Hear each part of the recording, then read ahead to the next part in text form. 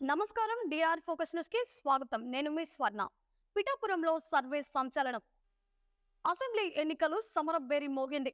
మే 13వ తేదీన polling జరగనుండగా June 4వ తేదీన ఫలితాలు వెలువడతాయి. రాష్ట్రంలోని ప్రధాన పార్టీలన్నీ ఎన్నికల్లో తలబడేందుకు అస్త్రశస్త్రాలను సిద్ధం చేసుకుంటున్నాయి.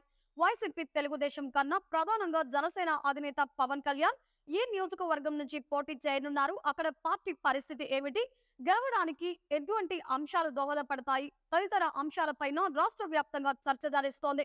బీజేపీ, తెలుగుదేశంతో కలిసి కూటమిగా ఏర్పడిన జనసేనాని తాను ప్రత్యక్షంగా పోటీ చేసే నియోజకవర్గంగా పిఠాపురాన్ని ఎంచుకున్నారు.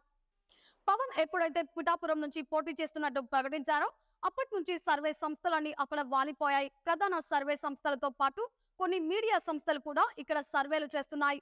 పవన్ కళ్యాణ్ ను ఓడించేందుకు కాకినాడ ఎంపీగా ఉన్న వంగ గీతను పిఠాపురం అభ్యర్థిగా జగన్ బరిలోకి దించారు. కాపు సామాజిక వర్గానికి చెందిన ఓట్లు 91,000 ఉన్నాయి. కాపు ఓట్లలో చీలక ద్వారా విజయం సాధించాలనేది వైసీపీ భావనగా ఉంది.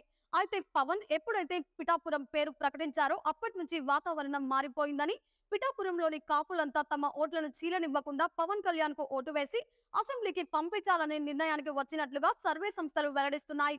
1-2 సంస్థల సర్వేలు మినహా దాదాపుగా అన్ని సర్వేలు జనసేనానికి అనుకూలంగా వస్తున్నట్లుగా తెలుస్తోంది.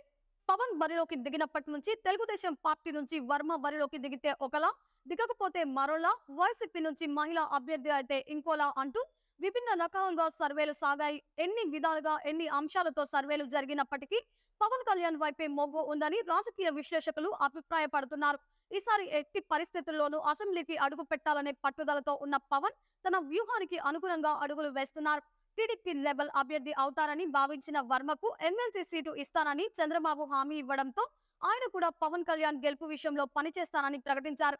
సర్వే ఫలితాలు నిజమవుతాయా లేదంటే ఊహించని రీతిలో ఫలితాలు వస్తాయా అనేది తేలాలంటే జూన్ 4వ తేదీ వరకు వేచి ఉండక తప్పదు. ఈ వీడియో మీకు నచ్చినట్లయితే లైక్ చేయండి. మరిన్ని లేటెస్ట్ న్యూస్ కోసం మా ఛానల్ ని సబ్స్క్రైబ్ చేసుకోండి. ఈ వీడియోపై మీ అభిప్రాయాన్ని కామెంట్ రూపంలో తెలియజేయండి.